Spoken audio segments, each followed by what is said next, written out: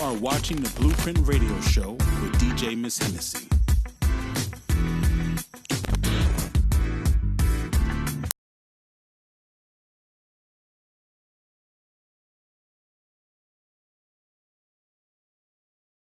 She can't wait, she just wanna jump on my bones. Get it straight, no delay, we can do it here on the floor. Baby, I'ma get it right now. I'ma get you right before. I'ma get it right now. I'ma get you right before the night. I've been going ham all week. I only came out for the freaks. If they ain't really rolling with the team, I them boys 7 days all week. I tell the squad, let's ride. Black then I gon' bang on the west side. What you think this is a dealership? You ain't gon' get no test drive. We ain't got no time for the trashes. Look at the squad, but my click is so flashy. Running the city, I feel like Gaddafi, but I am faded. I called me a taxi. Walked in the building, I bumped into Shorty. She pretty as hell with a beautiful body. Asked who she came with, she told me nobody. She leaving with Spacey straight after the party. She can't wait, she just wanna jump on my bones. Get it straight, no delay, we can do it here on the floor. Baby, I'ma get it right now. I'ma get you right before. I'ma get it right now. I'ma get you right before the night.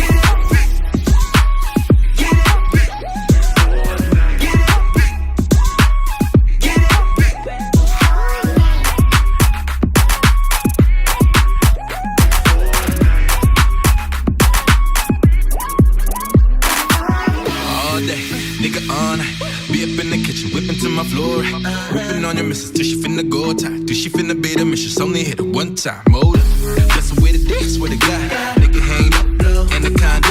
Never run empty, nigga always on charges. Why your bitch be always texting? Cause she want that kid.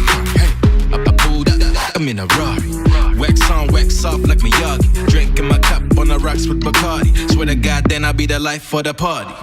My niggas black, then I salute you. All black, homie, yeah, that's what I'm used to. In between your legs, got in my destination. Got a body twerking for a nigga, finna celebration. She can't wait, she just wanna jump on my bones. Get it straight, no delay, we can do it here on the floor. Baby, I'ma get it right now. I'ma get you right before. I'ma get it right now. I'ma get you right before the night.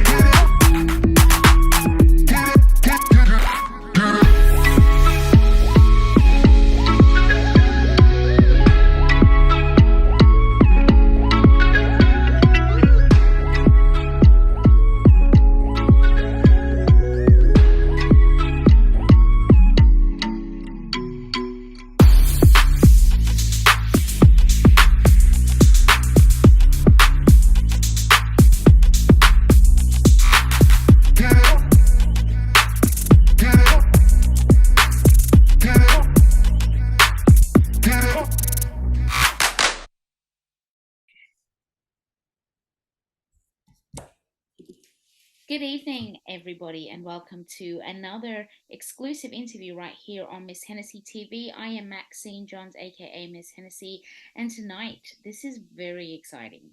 This is like an ungettable get, and I managed to get it, and I'm really excited I got it because he's dope, and he's this man does need an introduction. He needs a reintroduction because what he's done in our music canvas for the last 2 decades is unbelievable.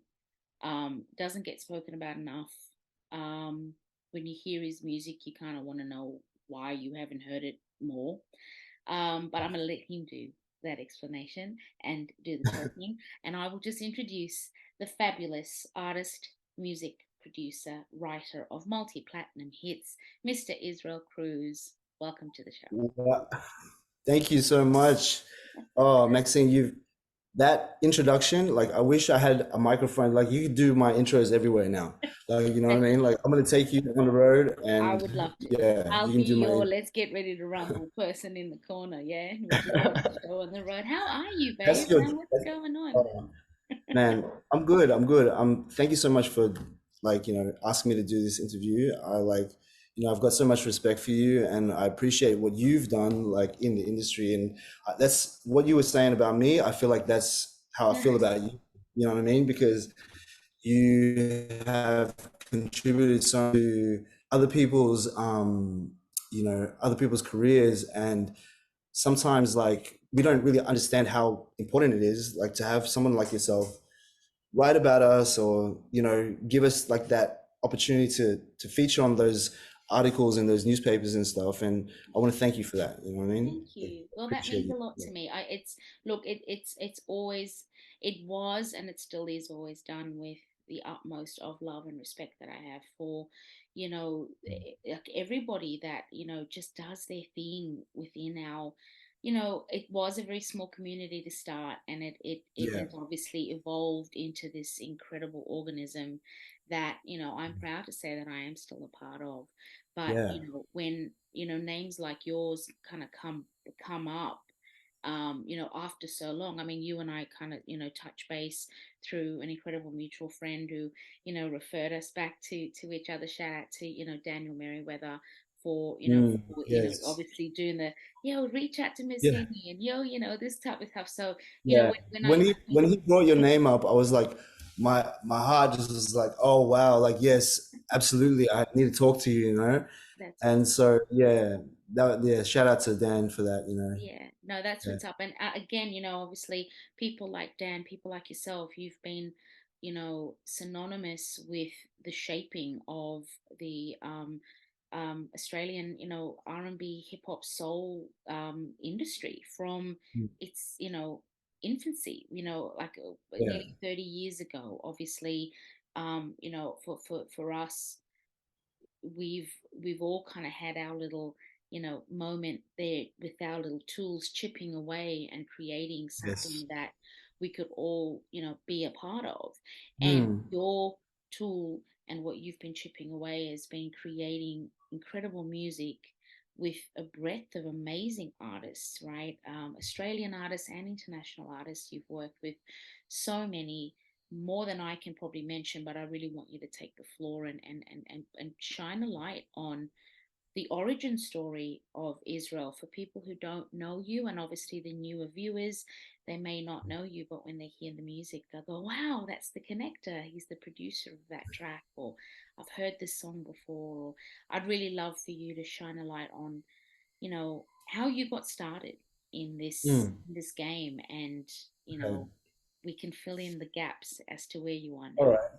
Yeah, sure. Well, okay, so I'll share a bit about how I like began. Yes. Um, uh, Look, I'm gonna take it right back to when I was younger, like when I was younger, I wasn't sure what I was supposed to do.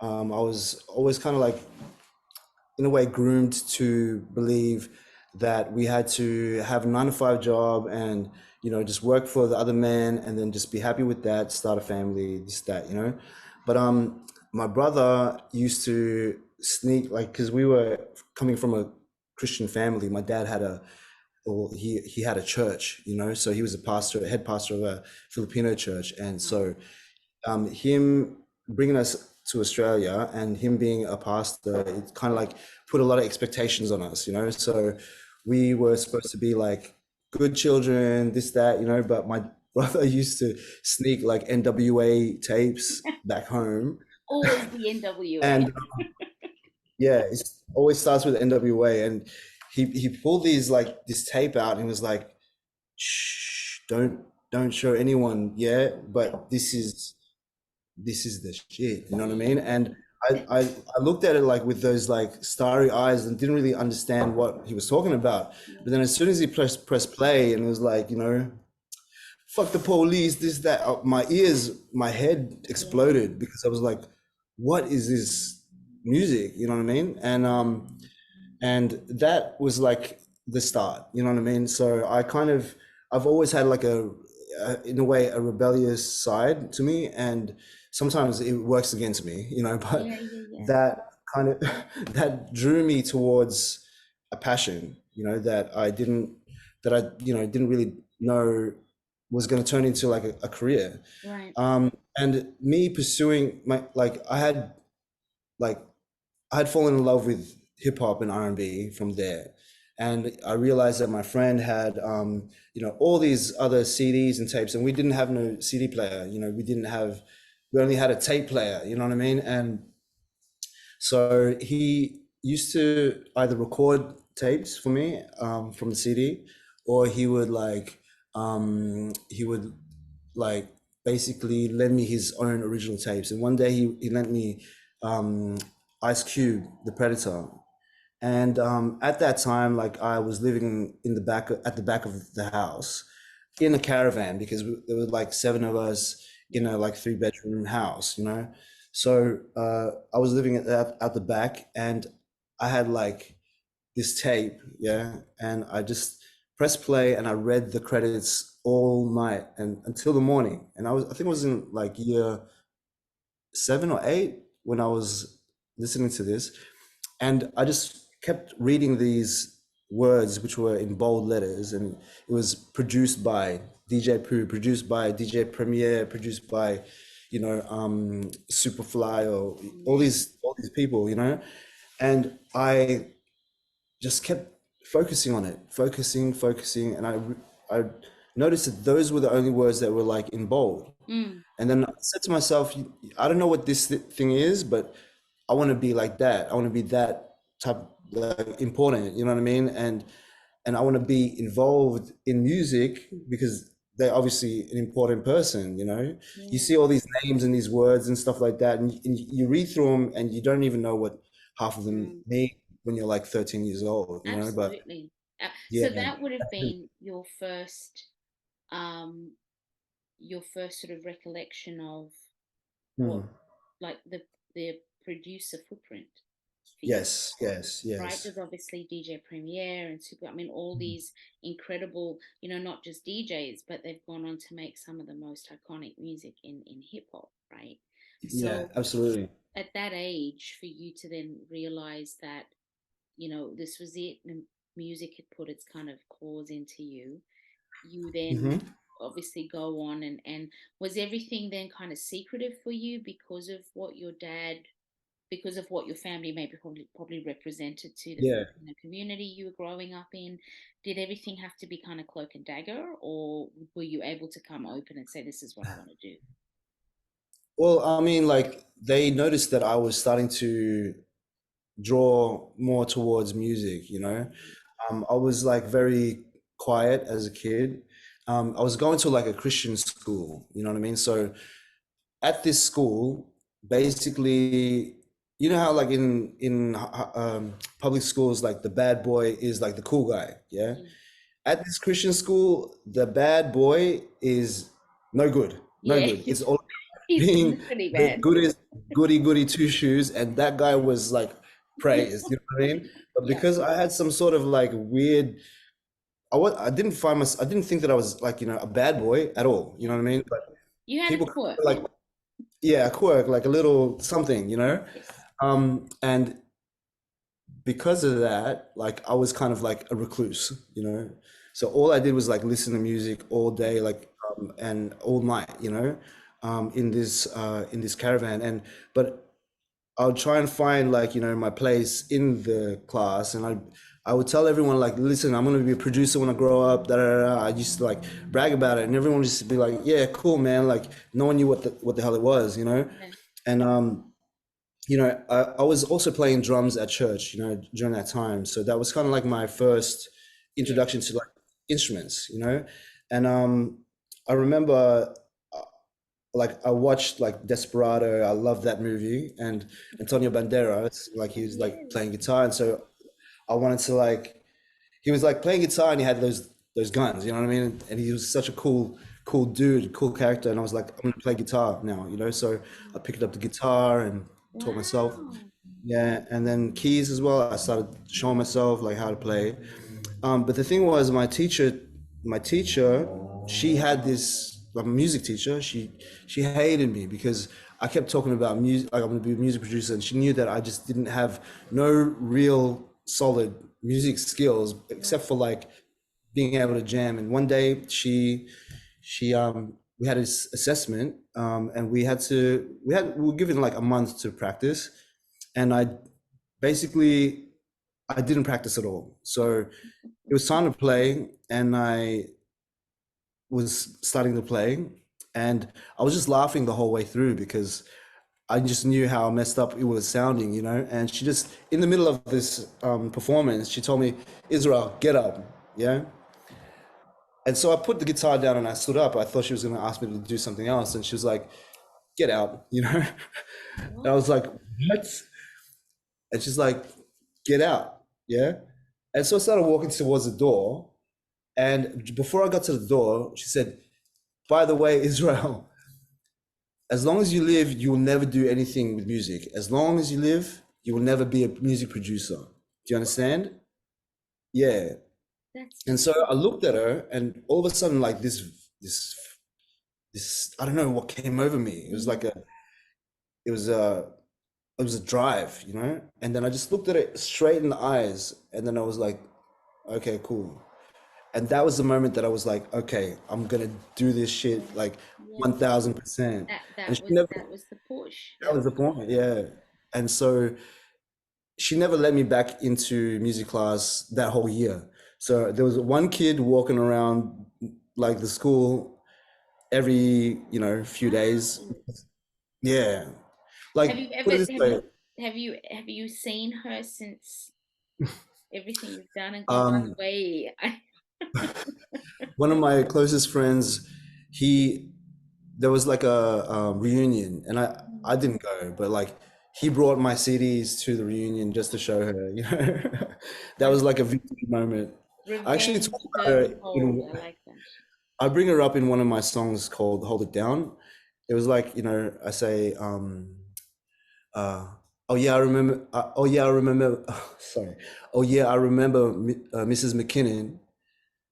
You told me once, as long as I was living, that I would never do anything with my music, but fuck you. Look at the talent that I've been given. That was Yes. the line, Thank you Yeah, for the so fuel and the juice. You know what I'm saying? Like, yeah, yo, that listen, man, yeah. that's a really relatable and important point to bring Mm, up because, you know, like for so many of us back then, right? Like, and I think especially here in Australia at the time where, R&B not so much. R&B always really had its place, but the whole hip hop thing, I mean, we know how hard that was to really, forge forward with and, let, people like not only like, family, but teachers and even peers or mhm. friends that would just be like, nah, it's not gonna last, not gonna last. We've always had to really be go against the grain to represent this culture. Yeah, And I think that's what makes us yeah. all a bit quirky because we've all obviously been, drawn to, um, so many different elements of what hip hop can and does provide for creatives. For yourself, Mm, and yeah, I'll sort of pull upon something that you said before about, you've always kind of been like I think earlier before you said you were a really sort of quiet guy. You weren't, you just had your little quirks, but you weren't a bad guy, but you were yeah. sort of in between. And I think when you and I Mhm. spoke too a couple of weeks ago, I even said that to you. In the Yeah, beginning stages where I was starting to document everybody's careers that I or everybody that I could speak to in the yeah. industry You and I spoke briefly a couple of times. I think I'd interviewed you a few times here and Yeah. there, but you always struck me as somebody that was very elusive. You had a bit of a mystery about you, Mm. that little edge, bit of a bad boy edge. Was he misunderstood? Was he Yeah. just shy? You know, you kind of hold your Yeah. cards really close to your chest, but you show everything in your music. So, yeah, I definitely would agree with that analogy of you. But are you that person? Do you hold your cards very close to your chest? Like, do you play them quite close to your chest, especially in this industry? Or Mm. have you been very vulnerable in the beginning and now, because shit happens, has Look, changed? I guess like, growing up, like for me, I was, don't forget during that time, I'm taking this right back to the 90s, you know what I mean? Because like I had double resistance from people because at that time Pauline Hanson was like, get all the Asians out of this country, you That's know? right. It was. So yeah, so that during my young, like early high school years, I guess, I was still copping shit from like people, for that because everyone was like, yeah, well, not everyone, but a lot of people did actually side with her Yeah. and they felt comfortable with like Asians being Mm-hmm. in the country, Yeah. So what was going on was like, I didn't know where I really fit. It. I didn't feel like I was like fully Asian either because I'm Filipino, and Yeah. for us, we kind of were separate from, Chinese or Vietnamese and all that. We're Like the looked at as a different, mainstream, you're yeah. classified as a different. Yeah. And I mean, even in the States, like the Americans, they treat us a little bit different to, Yes. how they see, other Asian, nationalities and stuff. And so in my heart, I didn't feel like Yeah. I was belonged in that category, but Yeah. to everyone else looking at me, they couldn't tell the difference, during that time, Yeah. So that made me feel that, all the hardship that I went through from that. And we used to have like there was a lot of skinheads back in those days, and I was a young boy, but like they used to like try and bash us, like we get chased down the street by three white boys with skinheads, and they had a passion against us, you know what I Yes. mean? So Yes. A hateful passion. I a do hateful recall that. passion. Yeah, I remember that. Yeah, yeah. So look, going through all that stuff, and I mean, like, I don't want to get too deep and stuff, Yeah. about my childhood or whatever, but like I was constantly homeless when I was like 12 up until I was about 19. Wow. So I used to always like carry my clothes, everything on my back, and because I knew that at some point I'm gonna be on the street. And so I was constantly in that fight or flight mode. And so in my head, there's so much stuff going on, but I knew that through those experiences, if I shared too much about myself, that could be used against me. So I learned that Leaves very you young. vulnerable. Leaves you Yeah. vulnerable. Yeah. And so I guess there's a lot of truth in the way that, I'm both of those things, I guess, because I'm both misunderstood, and I do hold Yeah. things, to my chest because you learn very quickly that Yeah. that can be used against anything can be used against you, Thousand but in percent. saying that, my heart, the hardest thing about me is that I want to help people like all the time, you know what I mean? And that I kind of like, that can make you also look strange It because really can. Kindness, yeah. even though people, like everyone's always talking about choose kindness and there's not enough Mm, kindness in the world. I yeah, think, people, and especially empaths, I don't know if um, yeah, would, I identify know, yourself. yeah. I've been one for many years, so I know exactly how that feels. And even like you even feel sad for people that have hurt you because you go, oh, Mm, but what was the reason why they did it? And it can yeah. be such a torturous tool, right? Especially in an industry like, like an entertainment or a music industry, where people are really, it's just driven by ego. It can Mm, be really challenging. So I get what you're saying. I totally get it. My, my um sort of analysis, if we can use that word, of you was more because, you know, Sure. I think too, coming from the interviewer approaching an artist wanting to write a story, of course you're going to be a lot more cagey because, again, you don't really know who to trust. But I think for us at the time, and certainly for me now, it's still something that I'm very proud of. It's a safe space here Hmm. to talk because it's Yeah. about the origin story. It's about the journey. Yeah. You've had Yeah. an incredible journey. Is like, shit, if we can get into like Having not uh, had. well, you've had, and you've Yes. obviously evolved into currently walking it, right? But that early stuff, you know, when you first started making music, Mm. you were producing not only for others, but you were an artist yourself. So if we can just Yeah. talk Yeah. Yeah. about that, like Think when, about that. yeah, like how did that feel when that realization of, oh my gosh, I'm an artist, I've got my own music out, Hmm. like your Well, first track, can we talk about that? yeah. Well, okay, sweet. Well, the thing was, I decided to be an artist. You know, I wasn't sure what kind of artist I was going to be, but I was starting to record music for other people. So, um, what was like, I was recording, but I find singers to sing that the specific parts that I wanted them to sing. You know, perhaps like, so this song is for instance, Selwyn, right? So I was producing for Selwyn and I couldn't find the right singer. So I would have to sing those parts and like I tried to emulate Selwyn as best as I could and I made an actual whole album, right? This is how I got my first gig. Like I made a whole album pretending to be Selwyn, like it was 13 songs or something like that.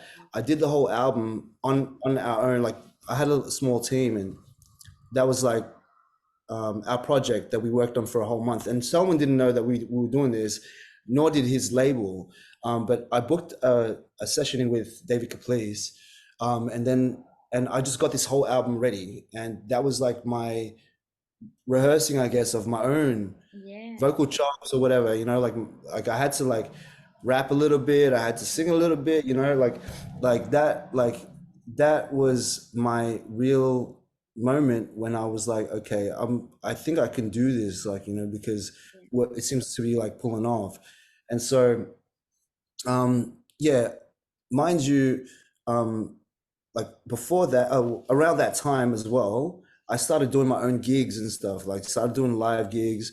And yeah, like we were doing shows like at the Crown Casino, at Next Blue, at all these like venues, right? Thanks to like Jerome for being such a gun and like getting me into those places, you know. And yeah, basically he helped me like present myself as a legitimate artist, you know what I mean? So that, and the thing was, every single singer that was trying to come out during that time were doing like covers. They would do like 3 covers at a performance, and then they'll do like the last song was like their own original song. You know, you remember those days? Like I do that's like remember. what you had to do. That's, But yeah, then here I came along, and I was like, all right, I'm the rebellious one here, and I'm gonna go into the show with a full like, you know, 5 dancers, like, you know, MC, a DJ, and you know, it was like unexpected during that time. yeah, And I didn't do one cover.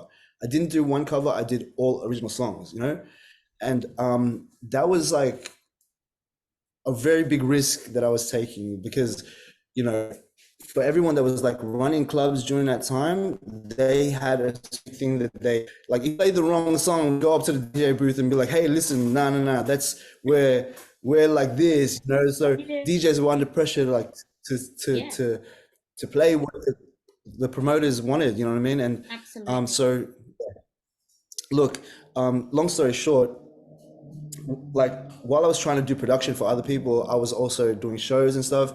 I went from like, and this is also big thanks to Jerome, yeah, because he had a really strong way that he wanted to make me appear. And so he my first gig was like, we got paid $600.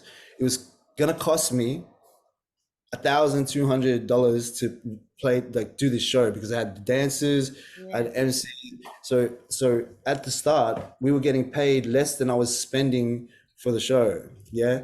But then I found that, like, after like a year and a half or 2 years, I was getting like 2,500 for a 15-minute show, and it was costing me 1,000. You know what I mean? Still, you know, because I knew that how important it was to, like, bring, you know, that presence, you know. Yeah. And what was mad was, like, you know.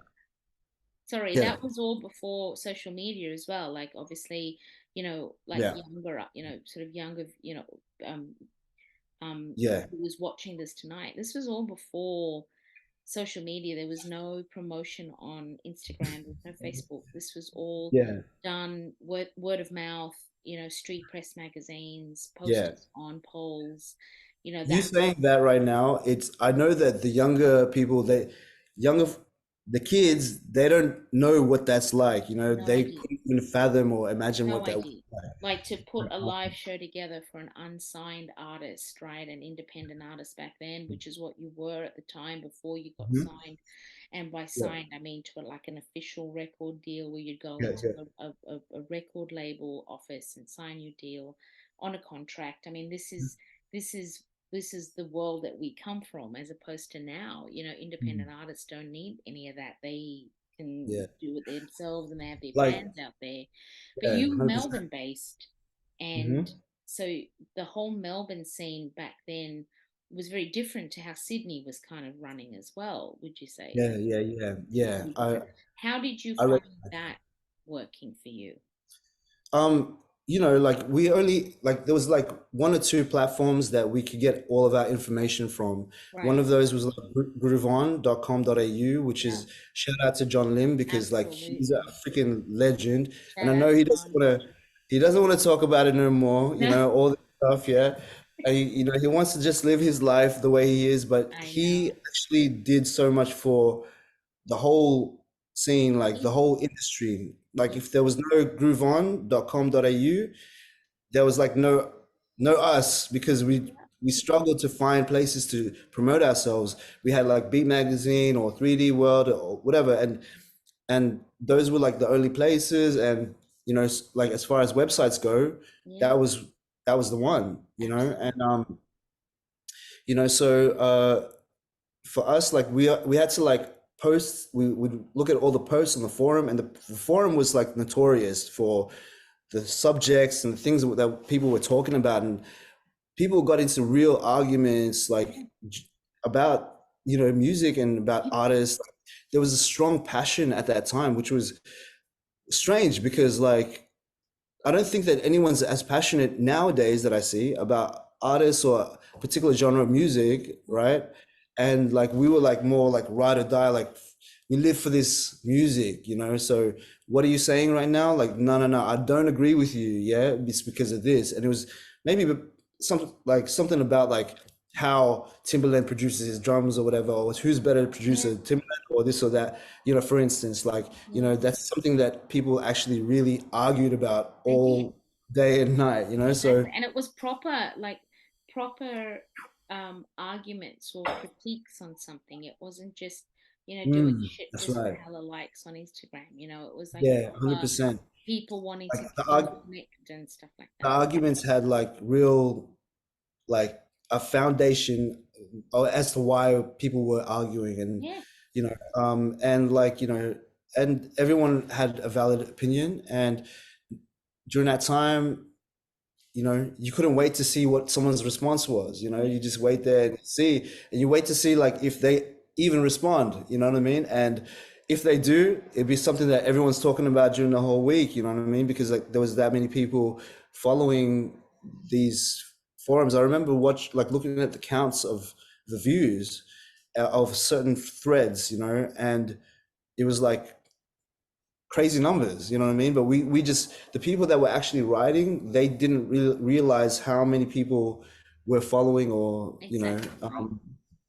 and you know the music industry, the R&B and hip hop scene, that you know we were pulling 2,000 people in Next Blue on a Friday night, and then again 2,000 for stereo, you know, and then it just you Yeah. know, and mind you, upstairs they got 1,000 people there, and they got 1,000 people. You know what I mean? Yeah. It was crazy, like you know. So And even the way, even the way the clubs were run, the nights that were put on, the yeah, promotion of them all, things were so much more organic, I think. I mean, obviously I know you yeah, move with the times and you don't want to be put into that bracket hmm of, oh my God, these people talk about back in the day. But we do find ourselves referring to that because yeah, it was of course, run so much more seamlessly, even though I'm sure the promoters at the time would go, oh my God, it yeah, was always a nightmare.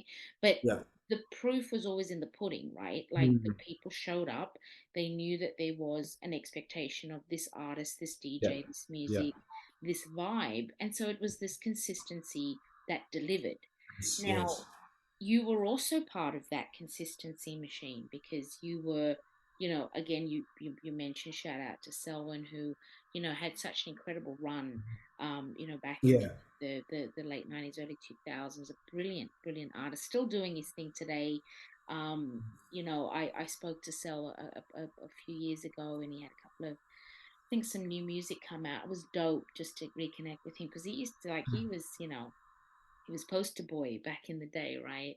I Yeah, think sort of like a yeah. Chris Everyone Brown was type of jealous. vibe. Everybody, every boy that wanted to be a singer Yeah, was jealous of what Sullivan was doing at that that's time. You it. know, That's it. me too. Like, you know what I Yeah. mean? Like, But you got to the produce guy it, had like a, right? yeah. So what was Well, that like? so look, I was starting to get serious about my artistry, myself as Mm, an artist. Thing was, there was still like this, you know, I'll go back to this because it was a real time. Like labels couldn't imagine me in front of a mic because there was no Asian yeah, R&B singer ever. yeah, You know what I mean? Ever. yeah. And so like they were like, "What are you talking about, man?" Like they used to laugh at us at the meeting, me and like maybe during the time DJ C or someone was with me, and they would just laugh. They would laugh at the fact that we believed that I could be an artist. You know what I mean? So like what? It's so highly offensive, even even for then and even now. It's Oh, offensive to even not just that. They also didn't believe in R&B and hip hop music either. You know, so that they we were know like, it all was a too well. double. It was a double, Yeah. like it's double comedy for them. You know, because they're like they used to greet us like this. I remember we'd walk into the meeting.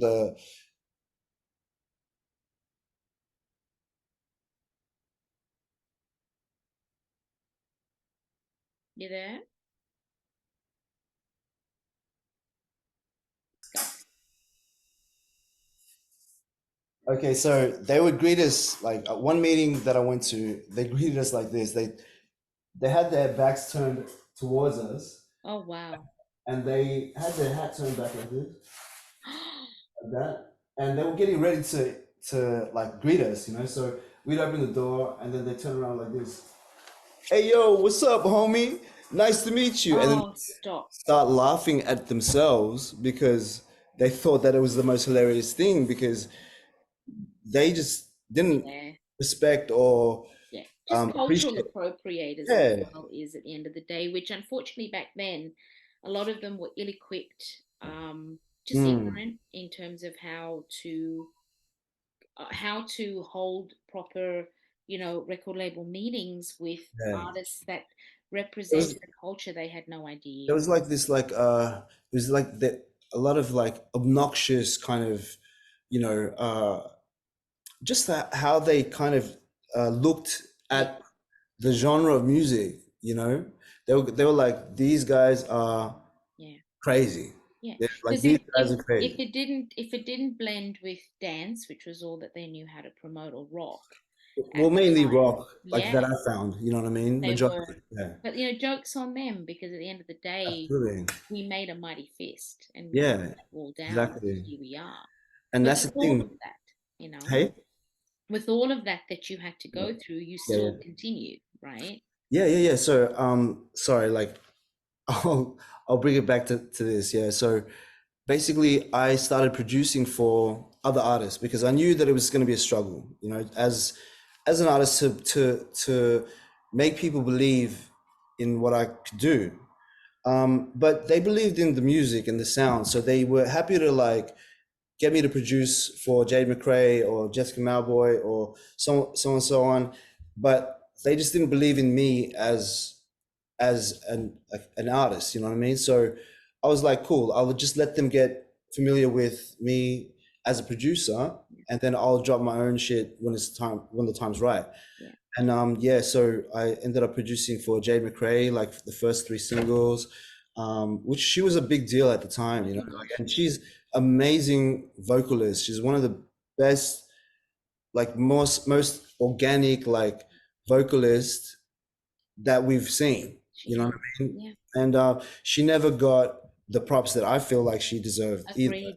Yeah. Agreed. Yeah. And so like I produced for her too, and then Stan Walker too. I produced a few songs on his albums, and like I started getting a lot of remix work as well. So for instance, so Stan Walker would have like his main song, right? But he needed a more hip hop remix or like an R&B kind of remix, something that could play in the clubs and something that could play on the radio too, you know? So they used to enlist me to do that job for them because the production still seemed quite like, I don't know how to say this, like vanilla.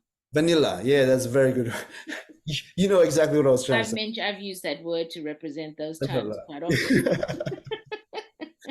Yeah, so like the production was like, it lacked like that oomph, you know, and me being like from a drum background, I made sure that the drums like punch through, you know, that was the most important thing for me. Like the snare has to slap you. Like the production used to be like this, like the kick was like just like a little bump, and the snare was just light enough to like, you know, almost sound like a freaking hi-hat, you know what I'm saying? So that's how they made all R&B music sound, and or hip hop music sound, or anything with a kind of like that kind of like tone or feel. They had to make sure that it was mixed down very low, like, you know. So they overcompensated for radio, I believe, you know. They kept trying to chase a radio safe sound. Yeah, the safety net of that radio. Yeah. So like, yeah, I was doing so much remix stuff. Like I did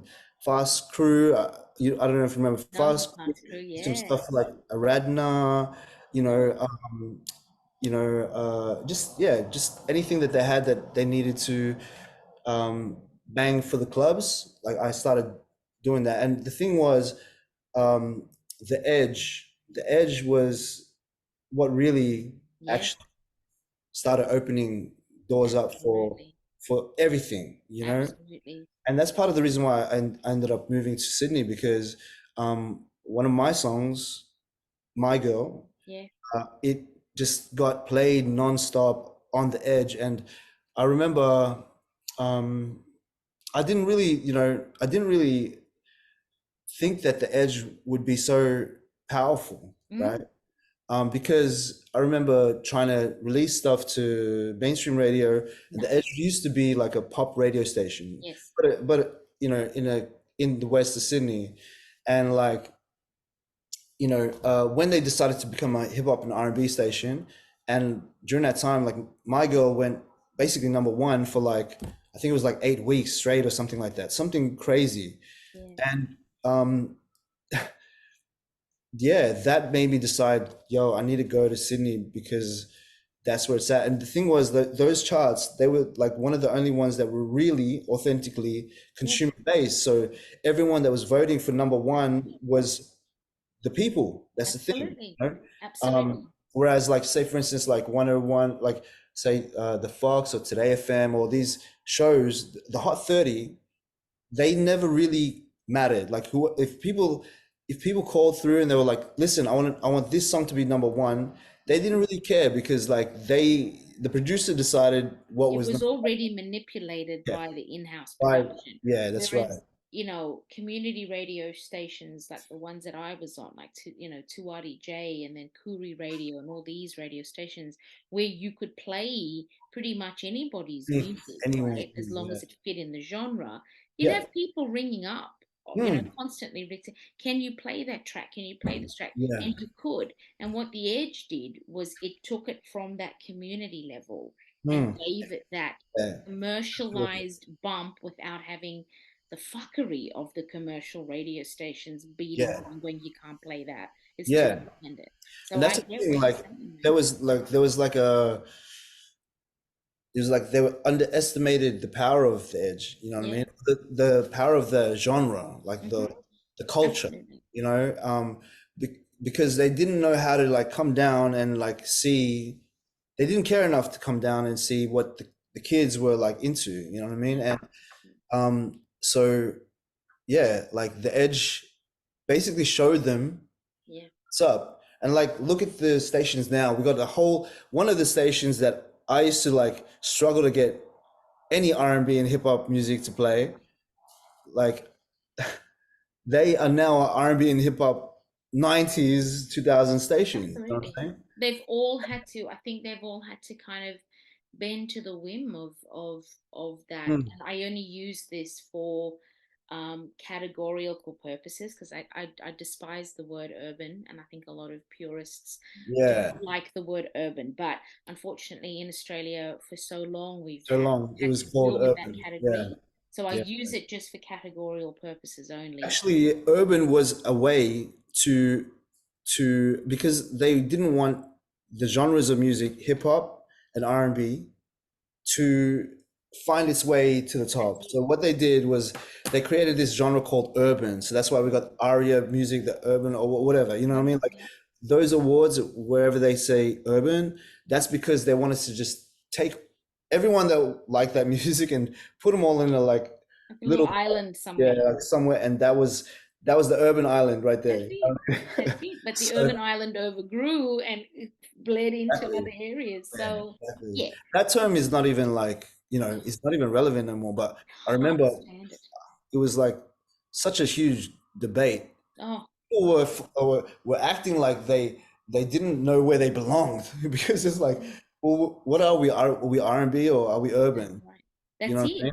I think it was one of those first terms that fell victim to cancel culture, and thankfully so, because we cancel it. We don't care much for the Yeah. urban. But in Yeah. terms of, you know, because obviously it's going to be part of the history of our sort of, you know, our collective, you Yeah. know, it is what it is, but it's something that we don't really use anymore. But you were very, very pivotal at that time and for many years, and you've obviously mentioned some really big times that, you know, Mm. happened musically. So My Girl comes out Yep. and you're slowly starting to produce an EP or an album around the same time. What was happening with Well, you as an artist? okay, so My Girl was like my fourth single from my first album, which, you know, no one really bought. But the ones that bought it, they hit me up to this day and they're like, we swear by that album. And like I don't sometimes like I don't see what they mean like in general, because I was such a at that time I just kind of like wanted to prove to everybody that had doubt about me that I could do this, you know. So the whole album sounds like a freaking soundtrack, because you got this, you got soul, you got hip hop, you got R&B, you got slow jam, you got something that's up tempo. And what I found was like every song that I released, I had to recreate a new fan base, which was a lesson I learned because, you know, now every song sounds the same so that the artist, or so that the public can identify who the artist is. So that's why, like, you know, a lot of people swear by my song "Wake Up with You," which was my first single, and that was like a mid-tempo R&B song. Yeah, a very lover boy, like really, like actually, what's in my true heart, you know. Yeah. minus all this like exterior and shit, you know. So I was like a lover boy, you know, deep down, and Yeah. it was a love song, you know, my first freaking single, you know. But I feel cringe when I hear the song, but you know, I had like so many people. When I say so many, is like maybe 10. That's enough for me. 10 people that made "Wake Up With You" their wedding song. You know what I mean? What? Wedding song, Oh, and that's an honor. That's an absolute yeah, but you know what? My Girl, which was like my fourth single, that had maybe like 30 or 40 people hit me up and say that was my wedding song because that was the song that I dedicated to my girl, you know what I mean? And that's when I really started to understand like how much impact like music can really have on people because people still tell me that. Like I've got like on my Instagram, they hit me up randomly and they say, you know, my girl was like, you know, me and my wife's like song during that time, you know, and that is such a huge honor for me, you know what I mean? So like those are the things that really make me feel like shit, this music, I'm really able to like bring something Mm. valuable to people, you know? So my girl, you know, in saying that, if you play My Girl over and over again, you all you hear is those words, my girl, because the chorus is my girl, my girl, my girl. I remember the Edge, they had a competition to say who, how many times does Israel say my girl in the song, My Girl? And I think the winner would get, I don't know, $500 or something. And Wow. there's a whole special about how many times does Israel say my girl My in God. this? And so everyone was like guessing.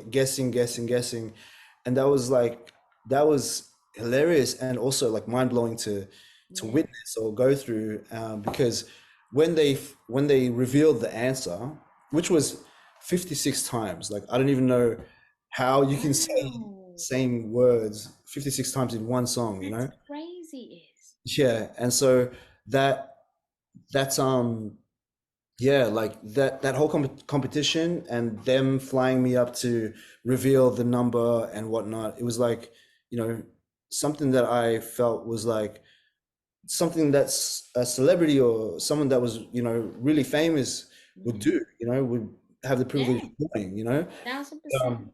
Yeah, it was crazy. And so um yeah, man, like My Girl, that was like the last song that I was releasing on that album, you know, and that was after we spent $40,000 on each music video. Oh my God. Yeah, the budgets were like crazy then because we didn't have digital like cameras, you know what I mean? It's like And music actual film. videos were a thing, though. They were like, that was like a whole mood back then, right? Dude, like, dude, 40 grand was like nothing really Yeah. compared to the budgets that they were spending because you had to shoot everything on film and it's really expensive, you know what I mean? So it was like it was like $800 $800 a minute of recording. Oh my God. So if you know, you had to like break that up. If you had a huge storyline, for instance, on a music video, you had to have a huge budget because That, you needed wow. I a didn't know film. that's how they did that. Yeah. So 40,000 was like the standard budget. And My Girl was released when we had no more budget for videos, you know. It was like we spent, you know, 40,000, and then when it was time to release My Girl, we had no more money. And so I just dropped it and it just It blew. did what it did. And so yeah, Unbelievable. I moved to Sydney and like I started focusing on the Edge really, you know. So um I I was going through that was a really weird time for me because I was actually going through a divorce. Yeah. You know, I was a young guy. I got married when I was 21, Wow. and because I didn't want to go through what I saw other artists were going through, which is like being like being with somebody and then like go through divorce, you know, Yeah, this, yeah. that. So I try to lock it down like early. So 21, I was like, yep, marrying my choreographer. Yeah. And so that didn't work out, unfortunately, because, you know, for these reasons, I brought her to church and, and she started feeling like she became a huge, Yeah. powerful, like, believer of God. Mm. Yeah. And I didn't know that me bringing her to church would do that. Mm. Um, and so she became like this super, like, Christian, you know what I mean? And me doing R&B and hip hop music started to sound like Yeah. I was doing the devil's work, Right. basically. Gotcha. So that didn't work out. Yeah. She's a pastor now. She's a preacher now, mind you, at the church that I brought her to, which, I'm so happy for her that she's like continued to follow that path. Yeah? Yeah. But for me, I was going through a whirlwind in my head because she didn't want me to make my music anymore. And I just released like a few singles. And so it was a huge conflict in my life. Of course. And when I decided that it was not going to work out. I basically moved to Sydney, and I started like I was very lost at those very early stages. The only thing that was getting me through was the fact that my goal was like, number one on the edge. You know what I mean? So, and I came to Sydney with like whatever money I had, yeah. And I was like, no, I'm just gonna stay here, and I'm just gonna try and rebuild, yeah. And so no one really knew, only a handful of people knew what I was going through in my life during that time. Yeah. But to everyone else, I had to maintain like this whole persona, like, because you can't go from like having that type of success. And for a lot of us, we didn't care about mainstream radio and all that. Yeah. Everyone was focused on like the edge and what the edge was like presenting. And so like if you had an Usher song was like number one, or Israel Cruz song was number two, they had the expectation that I was like a celebrity. You know Yeah. what I mean? Yeah. And so I had to try and maintain that. That. I dropped like a few more songs. Like one was Do It Again. Do It Again also went number one on the edge of like only 8 months later after like My Girl, and that stayed on number one for like 6 weeks or something like that. So I was like going, wow, like what the hell is this? Like this is crazy, So musically, you were able to kind of keep that consistency, keep that level, Yeah. but privately and Mm, personally, yeah, shit was breaking down yeah, because of that passion with your music. yeah, Your private life, your personal life, you weren't able to keep that together for no other reason other than the love of music, and because the mm, music didn't fit in with your your ex-wife's um ideology, I guess. yeah, And that would be, and especially at that age, is like, you're still at 21. What we didn't realize when we were 21 is that you still don't know who you are. You're still yeah, developing in terms of, your own internal voice and all that kind of stuff. mm, So to go through all of that, but to have these heights of success, but yeah, because of that height of success, your love life, it couldn't get to the height yeah, because of that. Like it's almost like it's just, yeah, it would do anybody's head in. yeah, But the gift that you've given mm, your your ex-wife is mhm, is that, and I'm sure time has obviously healed all of that feeling, yeah, and you've even said it, she's become a pastor. So that was your role in her life, yeah, was to introduce her to that. mm, And yeah, it's all kind of come full circle. But wow, yeah. that's a lot of shit at It is. 21 to have to deal with. That's Well, a lot. well, when I was getting divorced, I was like 24 Wow, at that time. So, yeah, man, it was a that's a lot. lot. And that Yeah, would have been around the time that I think you and I would have connected too, obviously, yeah, work-wise. And that's where I say that sort of mystery, elusiveness, obviously hearsay, two people talking, as yeah, people in this industry do, yeah, always having something to say with no real merit until you get to meet the person and speak to them yourself. So I mm, always knew you. I knew of what you'd achieved. I knew that, like when we'd had our conversations, like it was always real, like, dope. But it was never really a connection, because you couldn't really connect to too many people, because you couldn't really Mm. trust a lot of people either. Everybody was just trying to do their thing. Yeah. So yeah, so for us now, I guess, to reconnect after all these years, Yeah. it's been crazy, because you've reminded me of some things that I Yeah. almost forgot. Like when I left Australia for a while there and lived overseas, I left at a real pivotal time.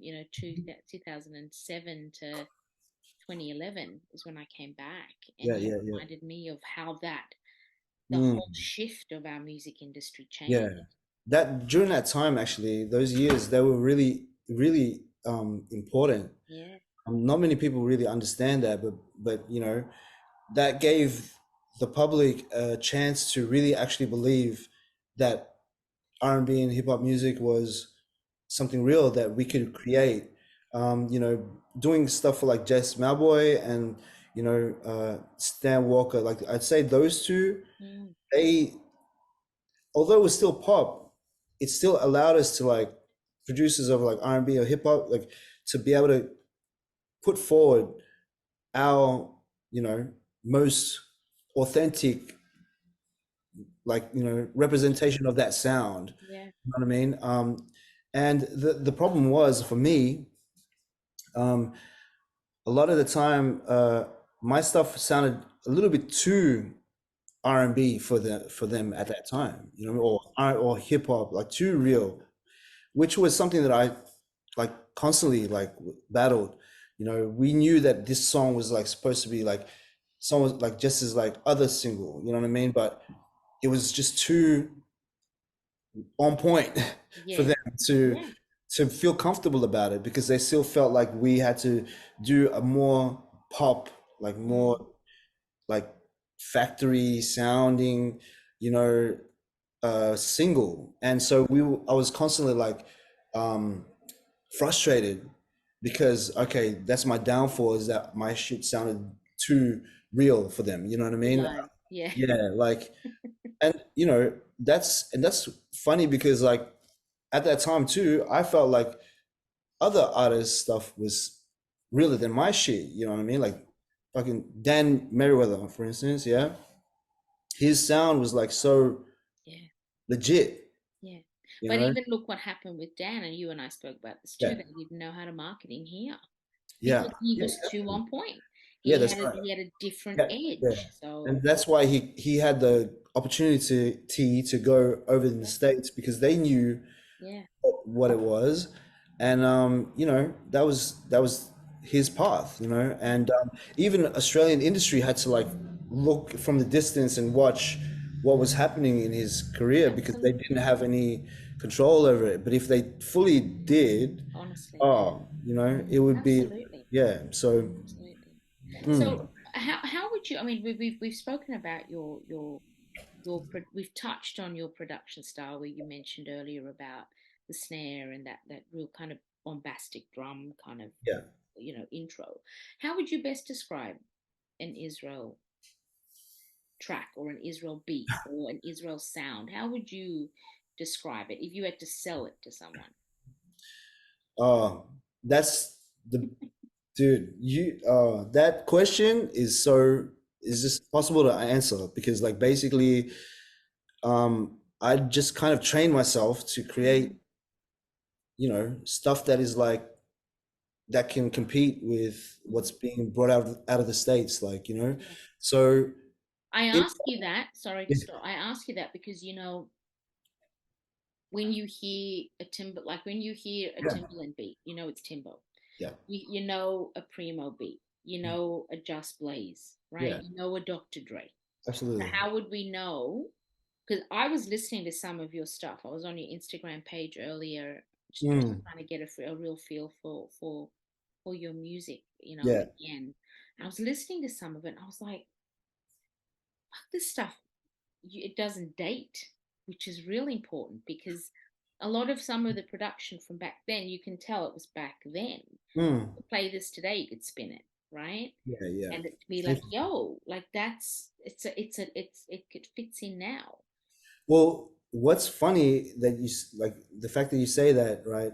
Some of the stuff that I've got on my Instagram, it does sound like it's from like, maybe I've done it over the last few weeks, but I know that I made those songs 4 or 5 years ago, Yeah.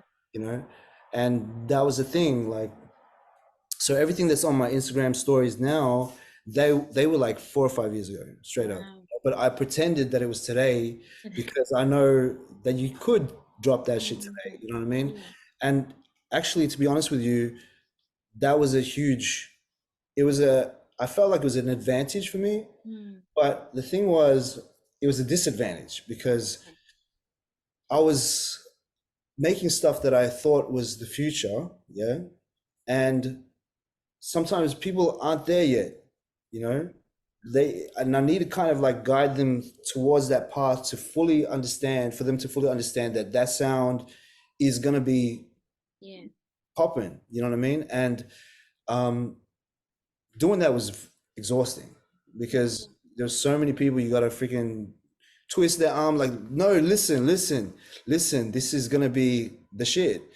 And so I've kind of had to live with that.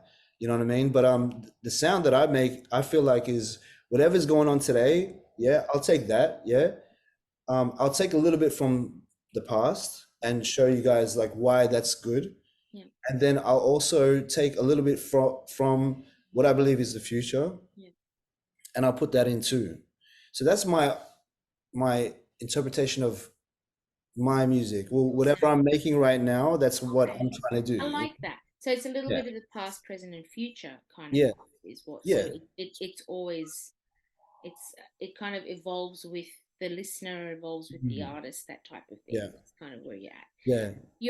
Who are you working with now? I mean, I've seen a couple of names. I've seen a couple of artists on your page, but of course, they're all very new to my ears. So can we maybe chat about who you're currently working with, or who you've in the last couple of years? Well, I mean, look, like as far as who I'm working with now at this point, I've got a handful of people that I'd say like I'm helping to develop their sound, because right now it's not like, they're on their way. Yeah. And a lot of these artists that I'm working with, they're on their way. Yeah. Are they sure about their own sound right now? No. They're not. But they're talented as fuck. You know what I mean? So like, I got to meet a lot of, really dope artists in jail, actually, recently, which is, I spent 2.5 years in jail, like, and got out early, like November, right? The best thing that I was able to do while I was in there was they allowed me to kind of like develop a studio in my cell. Yeah. And like they let that slide, so, which was crazy to me because, but I was actually working on creating a studio through because I was in the Courier Yard in jail at Ravenhall, and we were trying to build a music studio for the Courier Yard there. And because I had the presentation, like I had the whole thing written out, like the project was like mapped out for them, and I used that kind of like experience to try and benefit that jail, everybody knew that's what I was doing, so every day we had writing sessions in jail. Yeah. And so whenever we were let out in the yard, so-and-so knew they had a writing session with me. So they'd come to my cell and they'd write. Because that was really benefiting the mental state of, and I mean, music is a healer. And I think to hear that, surprised to know that you were in jail. No judgment, but surprised because I wasn't expecting you to put that in there. I was like, oh, you didn't just throw that in there now. You know what? Like, I tell you what, younger me would tell you, hell no, that guy will never go to jail. And that's what I honestly believe. Like, I didn't even drink until really, put it this way. When I was younger, my uncle, he gave me like drugs, Then I just became this goody two shoes, didn't drink. You couldn't even pass me a West Coast cooler. That was what I was like, never ever passed me a cigarette. But then after everything that happened with my Yeah, my of ex-wife course. and all that, I was like, yo, give me this cigarette, give me Yeah. this, you know. And then I was, yeah. Anyways, Life so, happens, man. Listen, life dude, happens, and life yeah, has happened in a lot worse ways to so yeah. many people who probably didn't see that coming either. But I think it's Well, how you come out on the other mm, side. yeah. Well, how I came out on the other side, right, of the jail was I met all these artists, right? One artist, his name is Hitman YB. Like his story is like crazy. He was charged with murder. He Mm, was like when he was 18, you know, and he basically he got released because they only could charge him for manslaughter. Yeah. And so yeah, so he was released, but during the last few months of my stay, my holiday, he and I like wrote so many songs together. Yeah. wow. And we wrote so many songs. We lived in the same lodge, and Mm, I was just working with him every night, showing him how to do this, how to do that. And so, like right now, he's like dropped his one song, right? It's his own release, yeah. that's dope. He's Did learning he how to do. always want to be an artist, or was it? Sorry. Did he always wanted to make music, or was it Yeah, just yeah. upon meeting It you and was. It was listening like to? he always like, you know, Yeah. he loves music. He's a huge fan of hip hop and R&B, and I remember like every night he'd be listening to Cater. You know, he'd be listening to Cater, and just like, you know, I tell him like, oh yeah, you know, I work with that guy. You know, I spend like this much time with like, I Wow. spent like a week with Ciara. You know what I mean? Or I spent like, Jay Sean's song will come up. I'll be like, yo, yeah, that song right there. I tell him the story behind that song or whatnot. Tell him about, there was like one time my experience with like Marion, whatever. Yes. It was very awkward. Put it that way.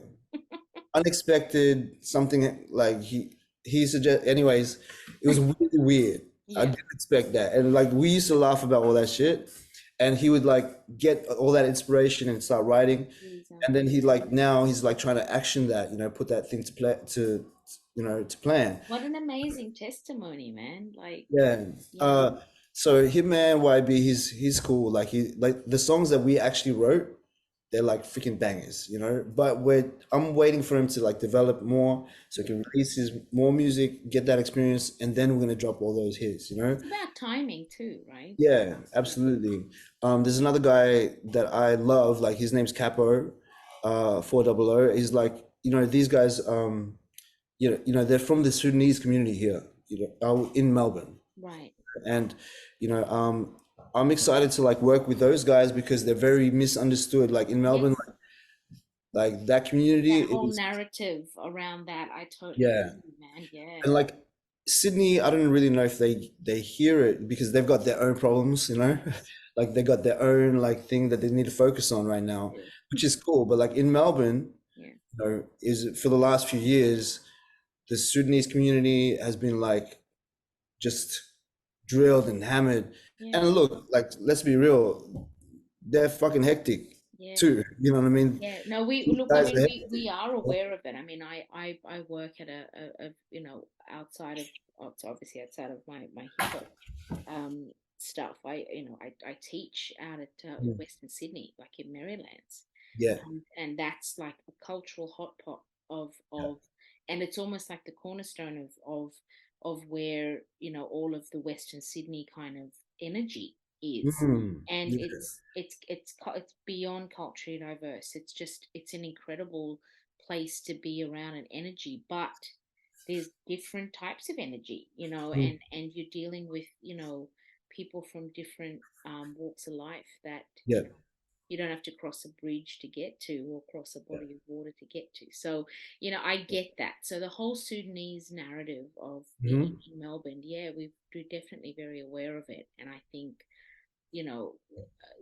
to channel that into music and into And look, being these resilient. guys, man, these Yeah, guys in Melbourne, like all the Sudanese rappers that are coming out from that, yeah, they've got something to say too. Like, they grew up here. yeah, They what they're talking about is real to them, and maybe like some of us we're not sure, but like well, some of Australians are not sure about whether or not that's real, but I know that the culture is like come Yeah. forward and be like, nah, we are definitely a reality, you know. Yeah. And people are starting to accept that now. And like, look, it's an awesome thing, you know, and I'm not one to like judge any type of culture Absolutely. that wants to like come up and have a voice, you know what I mean? Like I had to do that myself, you know what I mean? So I respect that, you know. So yeah, so like I've got a passion for those guys too right now, you know. So um sometimes I come across like another artist, I'm like, yo, that guy's sick, like, you know, but he's still yet to be like discovered, really, you know. Another kid like that I'm really honed in on at the moment. His name's Babyface Mel, and he's from Melbourne. Like, he's got the he's got like the ability to become like a fucking Jack Harlow, like Wow. in my eyes, you know what I mean? Wow. And he's on his way. Like, Yeah. just you know, I don't think he really understands like what I've got for him. You know, what I got for him is like the heat is, you know, when he's at that point of transitioning from, you know, the underground into like a more mainstream kind of sound, that's my that's my shit right there, you know what I mean? So I've got a few beats that I've been focused on like for him, and he's a fucking really talented kid, man. Like he is gonna be a huge star, like in my eyes, you know. It sounds like, you've kind of come full circle on, with everything. And I know that you have so many more, stories, and your narrative stretches very far. And it's Mm. almost like how you've described your production, Yeah, yesterday, today, and tomorrow. yeah. um, that's how I feel this chat has gone, and Hmm. it's been just like a little portal into your soul, which has been a real privilege, because I knew then, and when I say then, I'm talking about 20 odd years ago, that you had a story to tell, but I just Yeah. don't think people respected it enough to be told the right way. And I Mm. think you obviously could tell, and you could see that, and so you would obviously tell it through your songs and through your music, which is how it Yeah. should be done. Yeah. And for everything that's obviously happened, it has shaped and continues to shape the artist and the visionary that you are. And it's great to know that you're still doing what you do. Thank It's you. Israel Cruz 2.0. Yeah, You've got this absolutely. incredible breadth of new artists coming up Yeah. behind you, and you're giving them the handout or the leg up that you probably should have gotten when you were Mm. younger, which I Yeah. think is great. Yeah. And what I'm like actually really excited about right now is like I'm working on a production album myself, you know. So, So like the next bunch of work that you're gonna see from me is like production, my production strengths, you know, everything is going to be like up tempo. so, Yeah. So it's all for the clubs. And like, I'm going to feature these guys on the records, you know, some records I might sing or some records I might do this or that. Is basically just like you know, just a collection of what I love, you know, mm, and what I'm into right now, you know what I'm saying? So yeah, I'm looking forward to like dropping all those songs, and they're gonna be coming out like in June, July, you know. So I'm looking forward to it, you that's know. dope. Can Mm. I ask you, how are you feeling about life now at this point? Yeah. Okay. So like I've, as I said, just came out of jail a few months ago, and I found that that was probably the most soul rewarding time that I've ever had, you know, because all up until then it was like hectic drama after drama after drama, both like musically and also in my like personal life, you know. And you know, so many people have, you know, epic stories to tell about me, you know what I'm saying? And I hear some of them, I'm like, yo, that's a freaking hectic story. But then I realize some where the truth is, like in those stories, it's actually the whole point is that that was a hectic Point experience, in you your know? life, yeah. And so those 2 years that I was inside, that was the only time that I was able to be completely sober, yeah, completely like freaking just with myself, and just understand the things that I need to heal, from those traumas and those like, sometimes like I feel like it's one of the things that's happened is enough for somebody to really be completely humbled and have to reassess their life. And then when I add one thing after another, uh, I'm like, yo, you've gone through some shit, you know what I mean? And the way that I was living before I went in, I basically was never going to give myself that opportunity to like really understand Yeah. what that was, and so I'm feeling really great right now because I've just kind of like come out of that, all that drama. I've like looked at everyone that I've known in the past, that I was close to. Yeah. And some of these guys, man, like when I came out, I seen like what they're doing. Like Khaled is one of my old best friends, and seeing that he produced like Kid Leroy shit, and Rihanna's shit, and that I was honored enough to be his mentor, like when he first started, Wow. and like seeing that, like, but he and I, we were best friends for like 4 or 5 years, and we parted ways. And that was like, I actually went through like in my heart, like I was mourning those friendships, Yeah. it was like a death that happened, like, Absolutely. and so, and, seeing Blessed Miracle, Oh, AKA no. Miracle, He's incredible. like when I came out, I saw that he had a freaking, his face was on a billboard in Times Square for Yeah. this last release, and just knowing that I was the one that was like Miracle, Yeah. 17-year-old kid, that I was like, nah, we're gonna make you a star, an artist. And he and I, like, even though I discovered him and I put him there, we parted ways too. Ways too. It And seems to be what I'm getting, and there's parts of, I guess parts of my sort of, story that I can sort of yeah, mirror see with yours, where you sort of kick open the door and help bring people into the space that they need to be in to get to the yeah, next spot, and then you part ways, right? yeah. But there again, those are epic moments, Mm. epic people.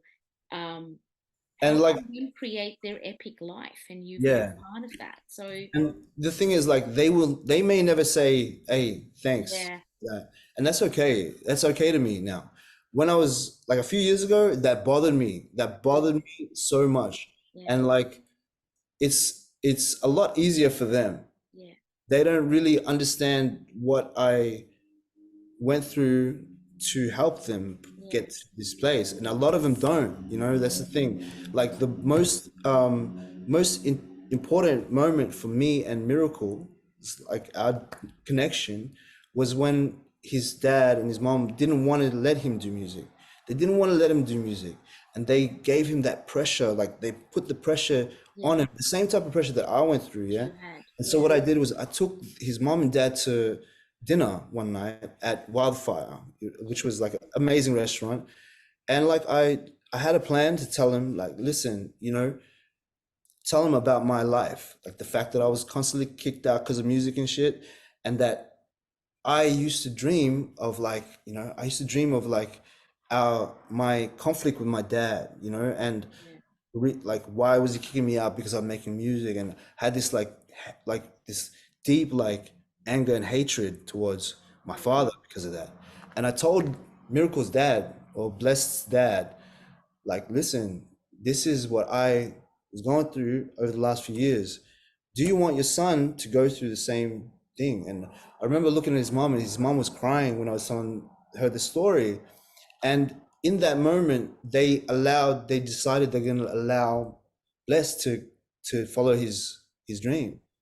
And for him and I, maybe for himself, like, he's what he remembers of our, connection, or things that I had done are different.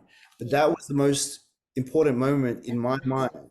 And so everything else, like, doesn't matter, Yeah, because that moment was like the most important thing. absolutely. That's a So massive moment, man. Like yeah, those you've are just, those are the things that I remember. yeah, So absolutely. yeah, but I think it's great that you're at a point now is where you've got a different sense of peace, Mm. and it's a peace that's helping you move Yeah. forward, and but still with that intent to create Mm. incredible music with this new legion of artists and people that you can not only mentor and help to shape, but that creates the future sound, Yeah. because that's where it's headed. So Yeah. Exactly. like hats off to you, man. Like, I know that there's so much more to your story, but i'm Yeah. i'm i'm really grateful that you've trusted me tonight to talk to me about it. And it's been really great, because I think this was the conversation that I would have loved to have had with you some 20 years Years ago, ago. but I don't think it was meant to happen 20 years ago. I think it was meant to happen now. Yeah. Yeah. So I'm glad that it's And come to this point, also, listen, thank you so much for doing this with me. Like, I really appreciate it. Because you know what? Like, honestly, like these things I've wanted to share with people, and I haven't been able to do that. And you're giving me that. You're allowing a dream to come true as well right Oh, now. thank you. Well, I really appreciate it, because I know that it's interviews. I always call them conversations. It's real Yeah. talk.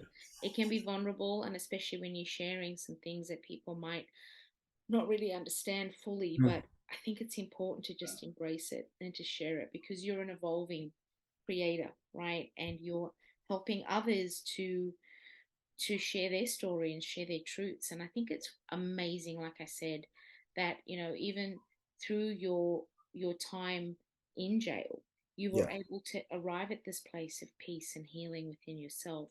Yeah. You've been able to create such an incredible and powerful testimony for yourself, but the artists that you've met in there, helping Mm. them create theirs, I think Yeah. that's where your strength lies, is Mm. being able to take people to certain points and then leave and then move on. So Yeah. it all makes You know sense. what? To be honest with you, like that's something I do have a problem. Me and God, we argue about this all the time because it's like he always does this to me. Like he's like, listen, I need you to help this guy become that, and then he just throws me in there. Yeah. I'm like, yeah, okay, cool. This is what we're gonna do. Da da da da. You're gonna do this, that, then that, and then boom, like the Boom. separation, and but you know what? Like it does actually really make me happy to see that I'm able to help these people, you know what I mean, in their way, in whatever way that I can. Exactly. And if I'm doing that still for the rest of my life, like I've now trained myself to understand that not to seek a reward, you know what I mean, anymore is more. What's more important is that that person does actually get to that place, you know what I mean. And so I'm just thankful to be a part of that journey, whereas before maybe I might have wanted more credit, now I'm just like, look, I know what's happened between us, it's all good, like, and I And think that's so powerful, is because it's yeah. such a human trait to want acknowledgement and to want, hey, I kind of helped, to be nice. But I Yeah. think, and that argument with God, I think anybody that's a believer, I've often had arguments with him too, and questions, why is this not happening yet, or Yeah. why did that happen? Like what? And it's also being an empath, because we feel the pain and we feel the good stuff, but I Yeah. think the pain tends to come through more. So it's like you said, you've managed to make peace with not seeking or not wanting the reward, and I think that's the biggest Yeah. takeaway from this. Mm. So thank you, man. Like, seriously, Thank you. I appreciate you. Nah, Seriously, it's been dope. appreciate you too, and keep doing this, man. Like, I'm gonna tell everyone to come check this out, and support Yes, you. please And do. yeah, so Thank 100%. you.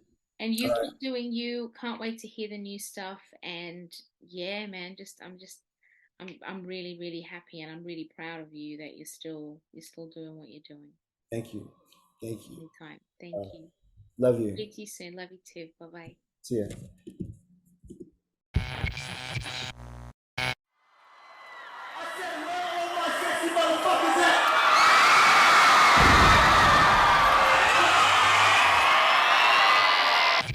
Hey, you guys having a good time? That's the motherfucking door. Fucking good. Well, one thing's for sure is that wherever I am, no matter where, Australia, New Zealand, Philippines, Asia, the States, I always hold it down for Australia. All the time I will fuck what anyone else is saying. I hold it down for us. Australia, Australia! Australia, Australia!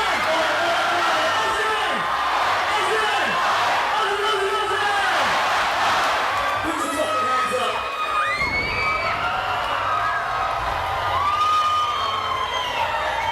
Hip hop. Go. Hands up. Hold it down for my holiday. Since we got good, you know. Yeah. Just bounce. Come on. So you can never take my ways. You can never stop me now. Baby, I'ma hold it down. I'ma hold it down. I'ma hold it down. Never gonna make it change. I'ma have to let you out. Baby, I'ma hold it down. I'ma hold it down. I'ma hold it down. You can find your face, but you can never stop me. Yeah, I hold my money like a sorry. Pocket full of green, you can call me green cloud. Hands up, let's go. So you can never change my ways. Never stop me now. Baby, I'ma hold it down. I'ma hold it down. I'ma hold it down. See, I'ma hold it down. See, I'ma hold it down. See, I'ma hold it down. Baby. This is stuff that I grew up listening to. So if you guys like this shit, put your hands up if you know it, and just bounce it. Who knows this track?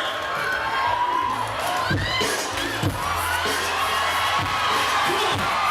Hands up. Hey. Say, put your hands up. Who knows this song? Sing it now. Let's go. I said, Simon Jackson. I am believing. Never let you make it on the ground. Simon Jackson. Hey, come and try it, cause they put it out. Who likes dubstep? Put your fucking hands up.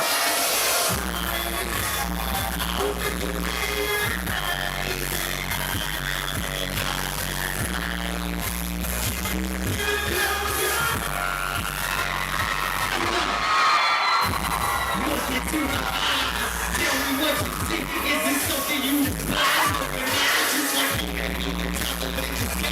but people